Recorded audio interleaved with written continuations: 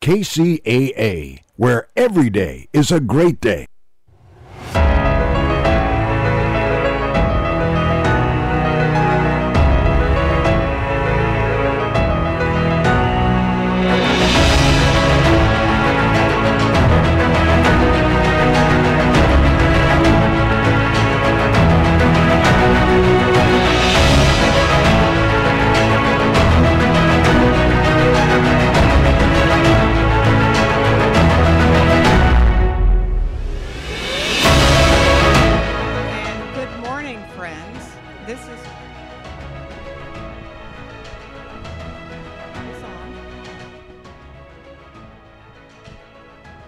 Good morning, everyone. Once again, this is Reverend Irma Forward, and my spiritual companion, Jean Kennedy, is not here this morning. She's just slightly under the weather, but we will proceed, and we want to welcome you once again to Wake Up Awareness. This is a show that we hope will empower you each and every Sunday, and that you carry that empowerment throughout the week, and that you're able to share it perhaps with your friends or neighbors. And so once again, we welcome you to our program, welcoming you to your spiritual magnificence. And once things are anchored in your spirit, then that outplays into your physical world, and it becomes a very wonderful experience. We're going to continue our series today. This is Labor Day month, so to speak, and we talked last week about unlabor. However, let's know that we'll continue with that this week. And first, however, I would like to share with you that this show, once again, is about empowering you as an individual to recognize who you are in the divine scheme of things. And who you are is a wonderful, a special, unique child of the universe. And what you are, simply put, is God expressing itself in and through you as you. We have created this program of empowerment in honor of Reverend Sue Constantinidis, a very profound leader and teacher of the Center for Spiritual Enrichment. And this is in her honor. It is a living memorial to her and anyone who embraces these ideas of what we call New Thought. And it basically is New Thought and ancient wisdom that we have put together here. I invite you to just be still for a moment, and we'll anchor our show, our program, in prayer. And so what we know this morning is that there's only one mind. It is the mind of God, and it is this mind that is perfect. It is whole, it is complete, and it represents each one of us right now. We embrace this pure spirit as who and what we are. We give thanks for the opportunity to share and to be with each other in spirit, and just simply to know that all things are well, and that all things eventually come together for our collective and individual good. And for this, we give so much thanks. We give thanks for the opportunity to be here today and to share our wisdom and our knowledge. And we go forward in this awareness this morning, and we say, and so it is, and so it perfectly is. Our musical inspiration this morning is by India Are, and it is I Am Light.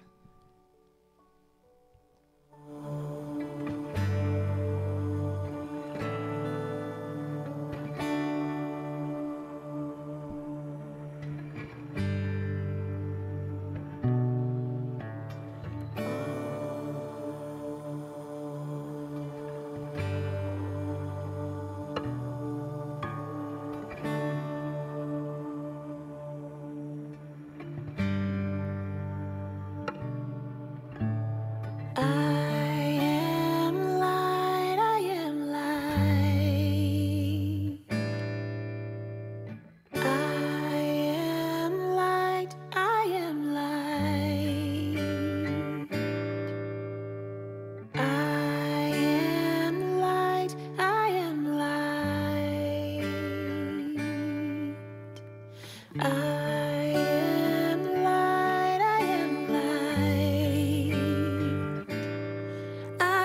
the things my family did. I am not the voices in my head. I am not the pieces of the brokenness inside. I am light. I am light. I am light. I am light. I am light. I am light. I am light. I am light. I'm not the mistakes that I have made, or any of the things that caused me pain. I am not the pieces of the dream I left behind. I am light. I am light. I am light. I am light. I am light. I am light. Yeah. I am light. I am light. I am not the color of my eyes. I am not the skin on the outside. I am not my age. I am not my race. My soul inside is all light. All light. Oh, light. Yeah. Oh, light. I am light. I am light. I am light. I am light. Yeah. I am divinity defined. I am the God on the inside. I am a star, a piece of it all. I am light. Wonderful. And we thank India for reminding us that we truly are the light of God at all times, and that we're not so much the negative things that we think of quite often, that we are more positive and that we represent the light of pure spirit each and every day, each and every moment of the day. So I invite you to embrace the idea that you are the light of God expressing itself as you and as only you can do. And so this morning, our discussion is going to be more of what we talk about as being labor, because we want to be released from this idea of labor. It's an interesting word itself, labor.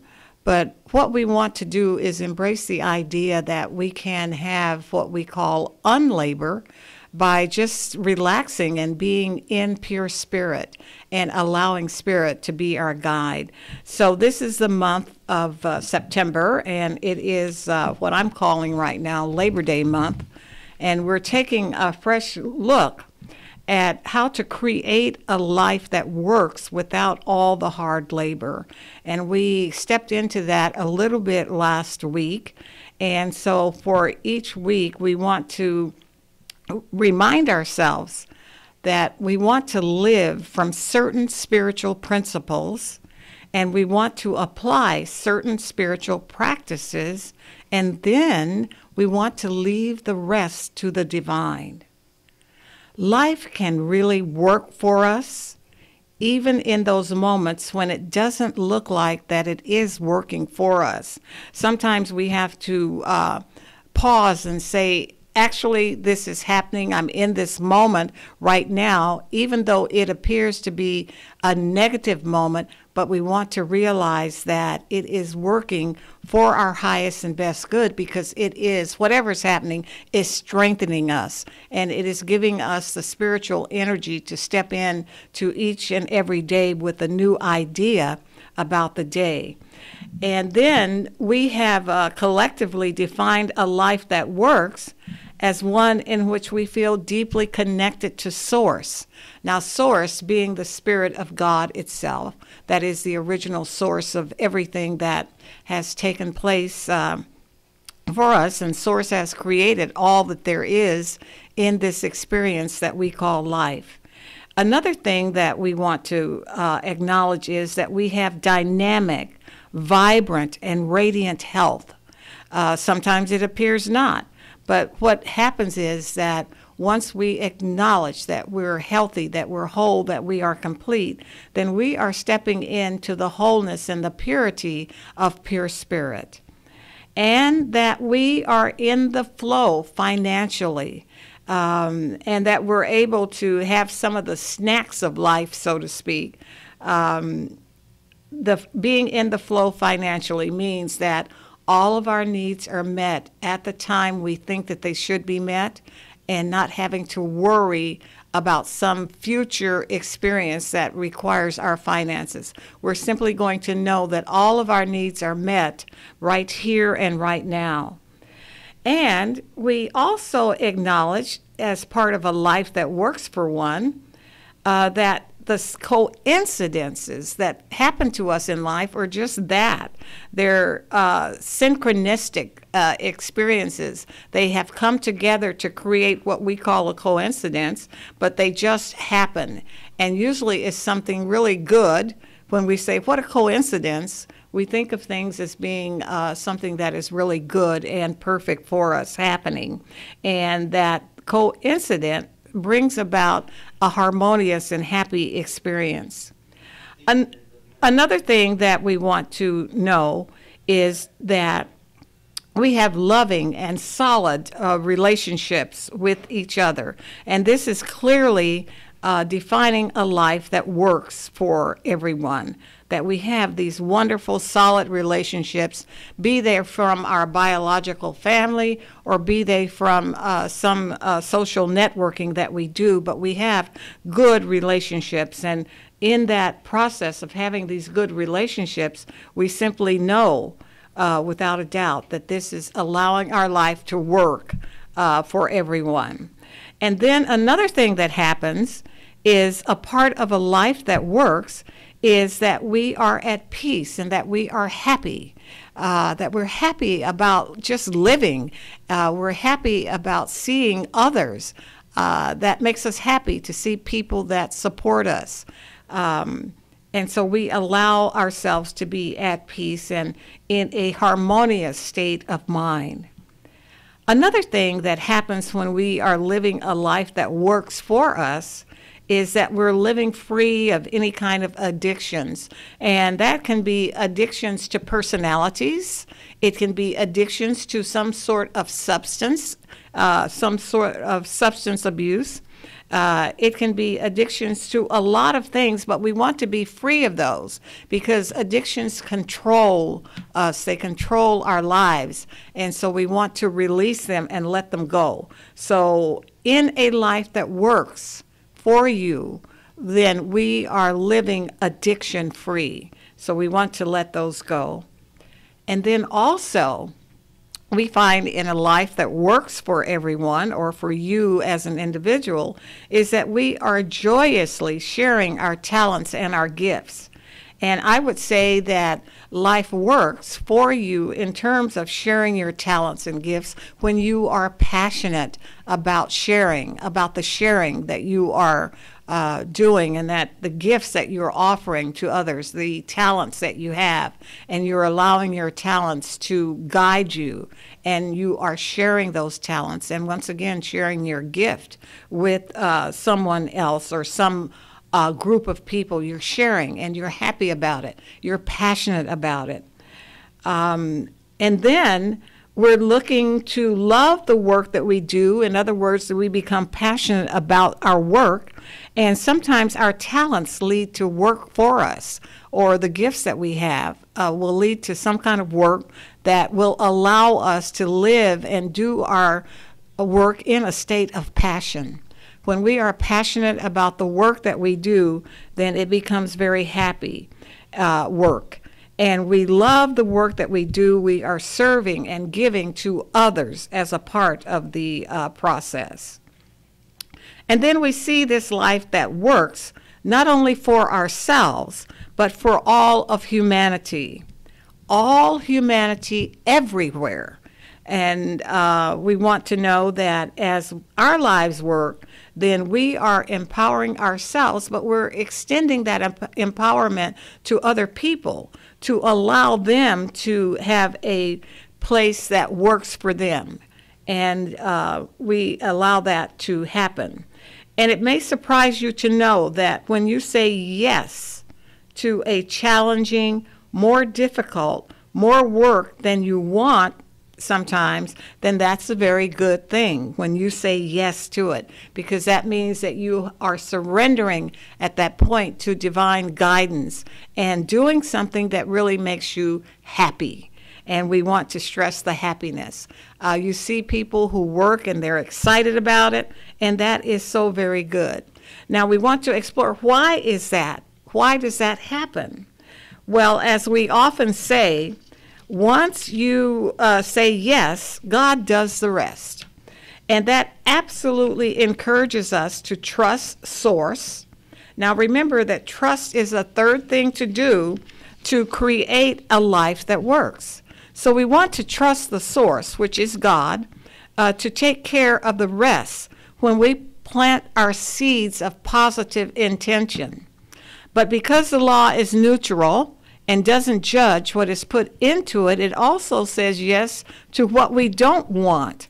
However, we are giving then a very strong yes to anything, and the law will do the rest.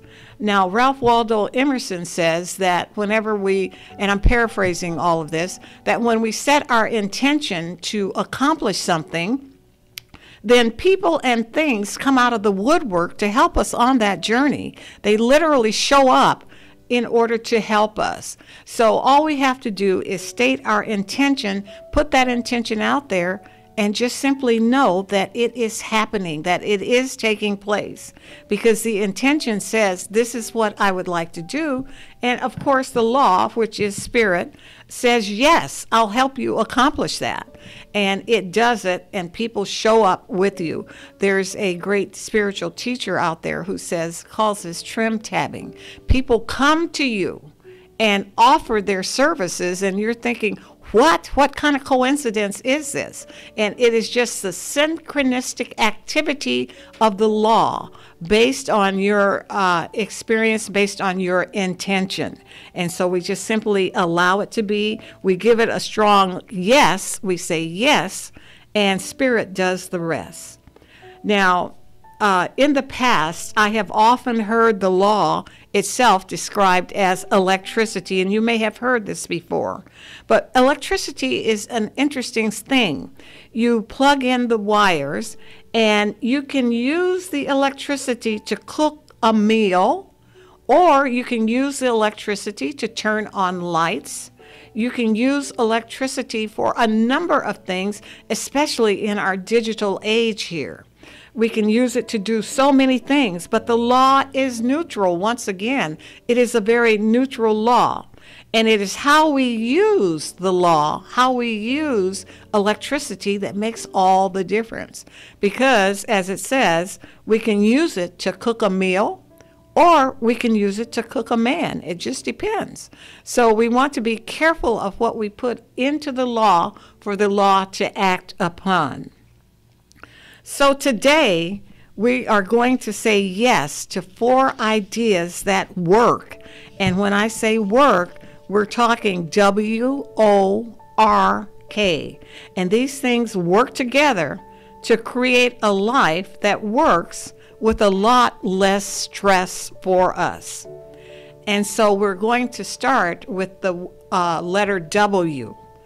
and that means word power. Word power. You see, there is a great, great power in words, particularly holy words. And so let me give you an example of what we're talking about here when we say that. This is a very interesting story. A businessman was in trouble. He was in a great deal of trouble. His business was failing.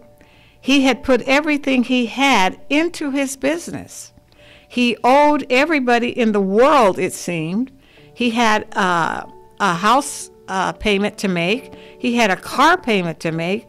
And then all of his personal possessions were in jeopardy. It was so bad that he didn't think that he could go on. And I know that occasionally we feel that way, that things are threatening us, and we feel just kind of bad because life isn't working the way that we think it should. But as a last resort, this gentleman went to a local minister. Now, why is that always the last resort? But that's another story for another day. But he went to the local minister and poured out his story of tears and woe. When he finished, the minister said, and I'm quoting here, "Here's what I want you to do. Put a beach chair and your Bible in your car and drive to the beach. Take the beach chair and the Bible to the water's edge, and then I would invite you to sit down in the chair, put your Bible in your lap, and just sit there for some time. Now, allow your mind to clear itself up and just sit and absorb the nature that you are surrounded by. Absorb the beauty of God's earth for a while. And then once you are calm and serene, open the Bible and let the wind turn the pages. Eventually, the Bible will come to rest on a page. Look down at the page and read the first thing your eyes fall on. And trust that the words you read are your answer. Trust that in the instant, God is speaking to you directly and telling you what to do, and have the strength and fortitude to do whatever you are guided to do. Now, with that advice, the businessman left the minister's office and went on about his business. And then almost a year later, he went back to the minister. This time, he brought his wife and children with him. The man was in a new custom-tailored suit. His wife was dripping in jewels. The children were all polished and shining. And to the minister's surprise, the businessman pulled out an envelope stuffed with money out of his pocket and gave it to the minister as a thank you for his advice a year before. The minister recognized the benefactor and was curious. And he asked him. He said, "You did as I suggested?" "Absolutely," replied the businessman. "You went to the beach?" And the businessman said, "Yes, I did." And the minister once again said, "You sat in the beach chair with the Bible in your lap?" And the businessman responded with a resounding yes. "You let the wind turn the pages until they stopped?" And the businessman said, "You betcha." "And you looked down and knew that the first words you saw were your answer?" And the businessman said, "Yep." "And then you took action based on those words?"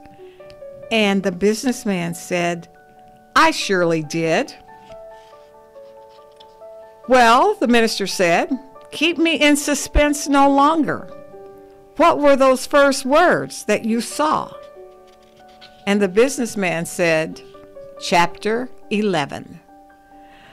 So, my friends, that meant that he had used the legal system to relieve himself of so much of his debt, as it were.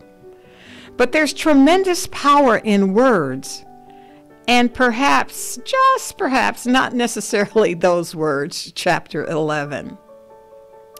However, the truth remains that words are the most powerful agents of the mind.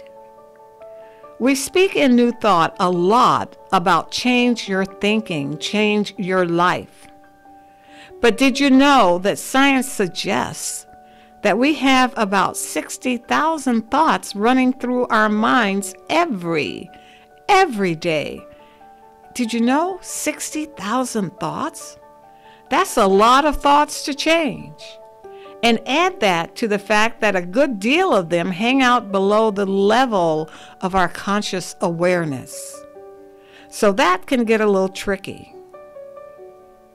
But we really want to start with what we are conscious of. And those are the words that actually come out of our mouths, the words that we are conscious of, the thoughts that we are conscious of. It is actually easier to shift our words than it is to shift our thoughts. And then your thoughts will follow your words. You see, there's another saying that we have in New Thought, and I'm believing it thoroughly. It says that thoughts are things, that thoughts are things. And yet, most of us are pretty conscious of the words that come out of our mouths, yes? And yet we say a lot of stuff unconsciously. Unconscious to the fact that our words are creating our life. There was a writer, Florence Scovel Shinn, back in the early 1900s, and she wrote a book entitled The Game of Life and How to Play It. One of the things that she says in this book is that all the good that is to be made manifest in our life is already an accomplished fact in divine mind and is released through our recognition, our spoken word. So we must be careful to decree that only the divine idea be made manifest. For often we decree through our idle words, failure or misfortune. So we want to be careful with what it is that we put out into the universe for the law to act upon. We don't want to say things idly. We don't want to say things that represent perhaps failure or misfortune for ourselves or even for someone else. But we want to be in a position of always decreeing that empowers us and that creates and will decree a life that works for everyone. Now, in this thing called you, on page 22, Holmes tells us, when the time comes that nothing goes forth from you other than that which you would be glad to have return, then you will have reached your heaven. Heaven. Now that sounds like a life that works, doesn't it? There is an old saying that says, if we take care of the pennies, the dollars will take care of themselves. And it is the same with our words. If we take care of the relatively few words that we speak each day, the 60,000 thoughts in our mind will shift, and they will shift for the better. We will learn to absolutely take charge of our thoughts, even the ones that are hovering below the surface of our conscious mind. We will eventually take control of them so that they're no longer negative, but only represents the positive idea that gives us the strength to move ahead. Now, there's a little note here from the universe that I would like to share with you this morning. It says, Not that you ever would, but when someone tells their best friend about how difficult their day is, or how tricky their relationships have been, or that they have a jolly good life in most regards except financially, not only do they relive the unpleasantness, but they commission all the elements to project into their future whatever they've been claiming. Besides, you never say jolly, but it's just better to whisper sweet nothings to the universe. It's kind of like a lover's whispering what we call sweet nothings to his newfound love. But yet and still, the universe, it says, we want to say yes to the universe, to the words that affirm and confirm. They affirm and confirm a life that works. Now, the second word or the second letter that we want to look at today, now we've looked at word, the W, and we want to look at O. And O is going to be a bit of a review for us because we talked about it a little bit last week, but it's so powerful that we're going to revisit it today. O, meaning one thing. One thing. So I invite you to ask yourself a very powerful question. What is the one thing I can do such that by doing it, everything will be easier or unnecessary? Asking this question causes us to focus our hearts and our minds to this now moment. This is the now moment where God lives and resides. Now, as Charles Fillmore wrote in his book, Talks on Truth, he said, "Let us live in God's world, not a world to be tomorrow, next week, next year, or next whatever, but we want to live in joy, in health, and peace, here and now."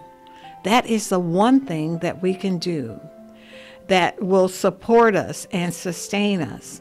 Living in the present now, not living in the future, letting the past be what it is and learn from those experiences, but moving ahead, but living basically in the now and realizing that this now moment really is the only moment that we have. But just simply living there, living in alignment with where we need to be to live with God's love and joy and peace in the here and now. So, what is that one thing for you? What can you do that would cause you to always live in the now moment where God resides? But let me ask all of you listeners there, how many of you are what we call today multitaskers? We pride ourselves in our ability to multitask, don't we? We think that it makes us so much more efficient. We get so much more done in less time. This is what we think. And I would suggest to you that that might be a little bit of error thinking.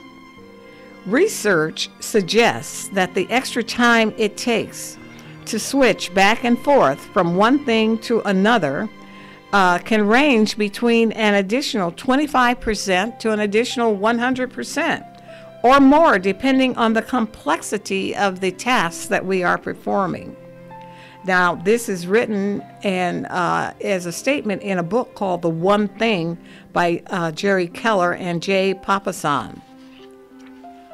Poet laureate Billy Collins once said this about multitasking. He says, "We call it multitasking, which makes it sound like an ability to do a lot of things at the same time. However, a Buddhist would call this our monkey mind at work. We think that we're mastering multitasking, but really, we're just driving ourselves bananas. So stop driving yourself bananas and making life more work just simply by saying yes to the one thing, the one question applied to whatever you are doing in the moment. Now, here's an example of some of the focusing questions within the context of different areas of life. And so for your spiritual life, the question becomes, what is the one thing I can do to deepen my connection with Source or God, such that by doing it, everything will be easier or unnecessary? So once again, the question is, what is the one thing that I can do to deepen my connection with Source? And then your spiritual health. What's the one thing I can do to achieve my greater health and vitality, such by doing it, everything else will be easier or unnecessary? So we want to know that there are things that we can do to achieve our greater health and vitality. And so for greater health, I would say that maybe we want to exercise a little more. We want to do a little bit more physical work on the body. We may want to visit the gym a little more often if that's what needs to happen in order for us to experience more health and more vitality. And again, what is the one thing to do to deepen your connection with God? What is it that you can do? You can sit and be still and just simply revel in the fact that you are in this life for a reason, and that you're going to know exactly what that is as you do what sometimes is called lowly listening, just by being still and listening to everything that goes around you. Or it could be that you are in a deep state of meditation, allowing yourself to be open and receptive to the divine influx of wonderful and great ideas that are here to support you. So for your key relationships, then the question can become, what is the one thing that I can do to show more love to my partner or my spouse, such that by doing it, everything else will be easier or unnecessary? And then in your finances, what is the one thing I can do to support my financial freedom, such that by doing it, everything else becomes easier or unnecessary? So there's always that one thing, and that represents the O, the letter in the word work. What is the one thing that I can do? And we talked about our word being the W in the word work.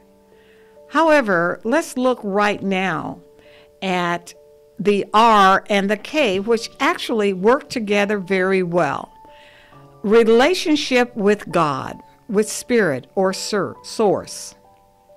Force being that presence of God living in and through us. So the relationship stands for something so basic and so fundamental that I have often wished that the word work would start with the letter R. We could have actually started there, because our list constitutes a life that works. And the first thing on our list of a life that works is very definitely our relationship to Source or God. We simply know that R stands for that relationship. How is your relationship with God at this very moment?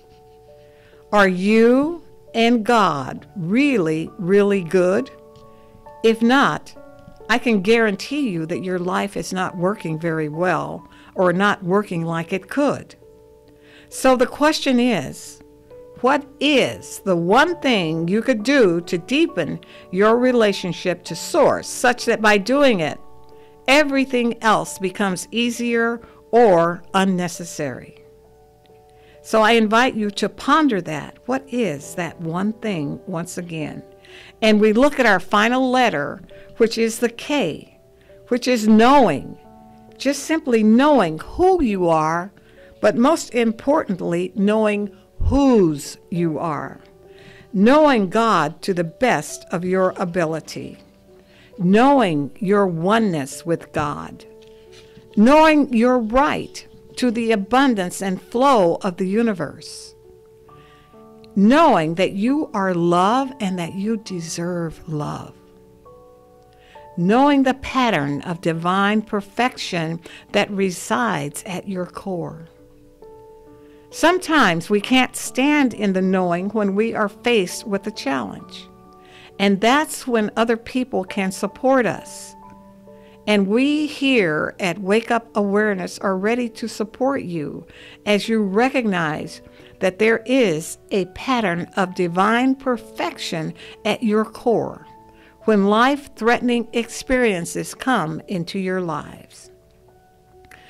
A few years ago, I had the experience of cancer.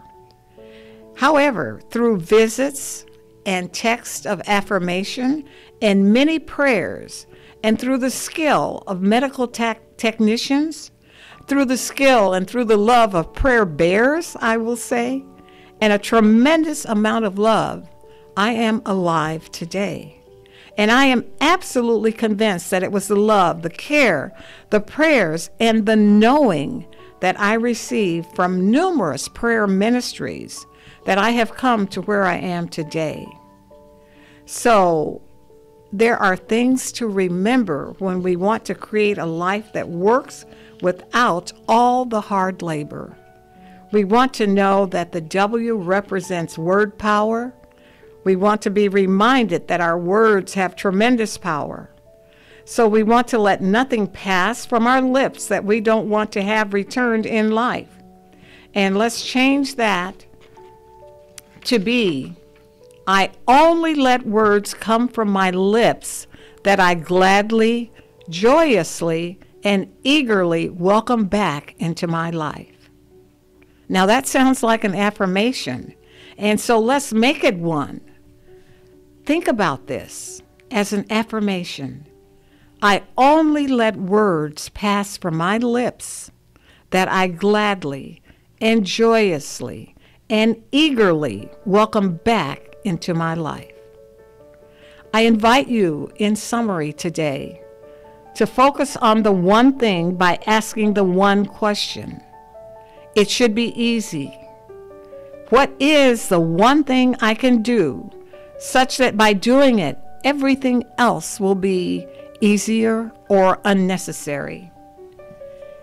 What is the one thing I can do such that by doing it, everything else always is easier or unnecessary? And then again, we focus on our relationship with God. That's an ever recurring relationship. It never leaves us. So I invite you to make it one that is positive, one that is peaceful, one that is harmonious. Your relationship with God is good. It is very good, really, really good, because you know, and that represents the K. I know who and whose I am. When we work in harmony with those ideas, our lives will definitely work. And I leave you at this moment with this affirmation once again. I only let words pass from my lips that I gladly, joyously, and eagerly welcome back into my life. And so it is. And so it perfectly is. We have a few prayer requests this morning. And we want to remind you that we pray with a what we call affirmative prayer. And that just simply means that we're speaking in advance the truth that we want to experience. And so this morning, I'm declaring that Pam realizes who and whose she is, that she absolutely is a child of the universe, reflecting and reveling in perfect health. Jared is breathing easily and effortlessly, taking in his divine nature with each and every breath. Declaring the truth for Ernestine that every relationship in her life is working for the highest and the very best good. that John releases anger and bitterness that causes him to have some physical challenges in his life right now.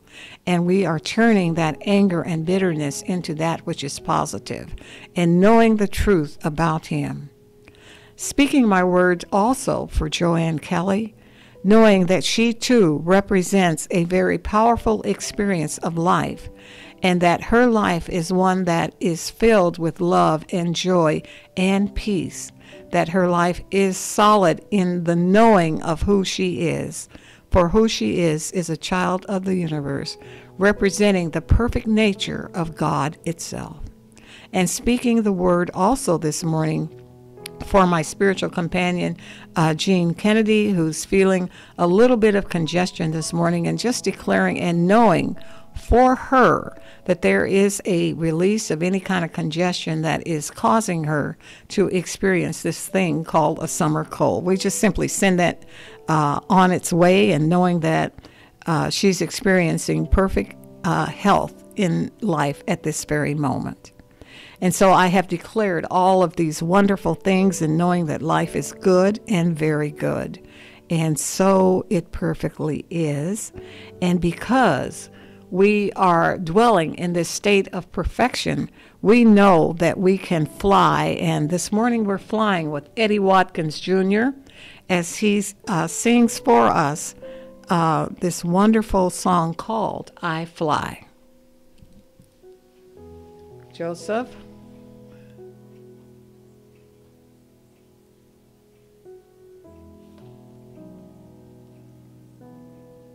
And the music is, once again, I Fly.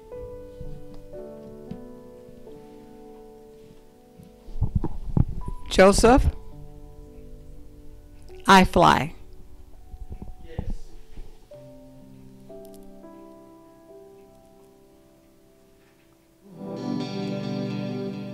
I release the thing I'm clinging to.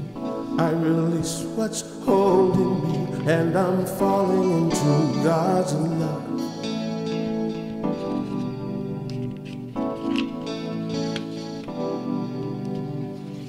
I let it be. There's nothing more for me to do, nothing more to say. I'm just falling into God's love. I feel Spirit holding me. It is lifting me on high. I rise on a power I can't see, on the wings of love.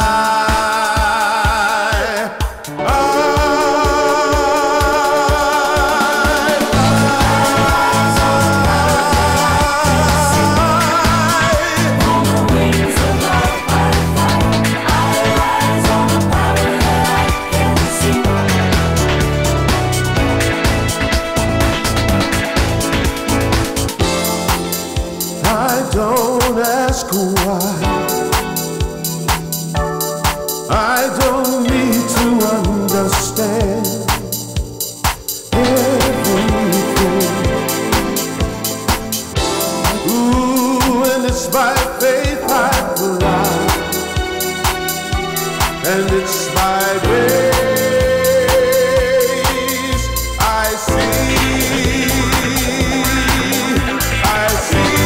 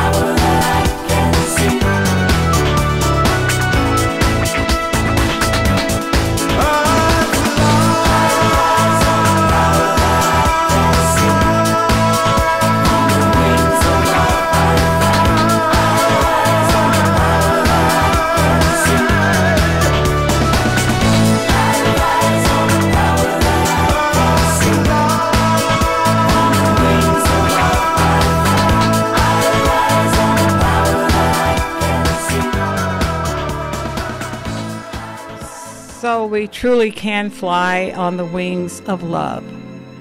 I thank you for being with us this morning. And in closing, I would suggest that in your ability to contact us, go to our Facebook page, Wake Up Awareness. You are able to leave us a message there and we will respond accordingly. I invite you to be still for the next moment and be in prayer with me, affirmative prayer.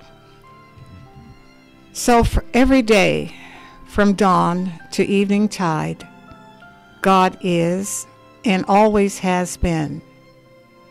This one life that is God's life is my life now. It is perfect and dwells within the being of each one of us. Right where I am, there is a peace, a presence, a power. It is the infinite intelligence and eternal good of life. I align myself with this reality and speak this word for anyone who chooses to receive its fulfillment.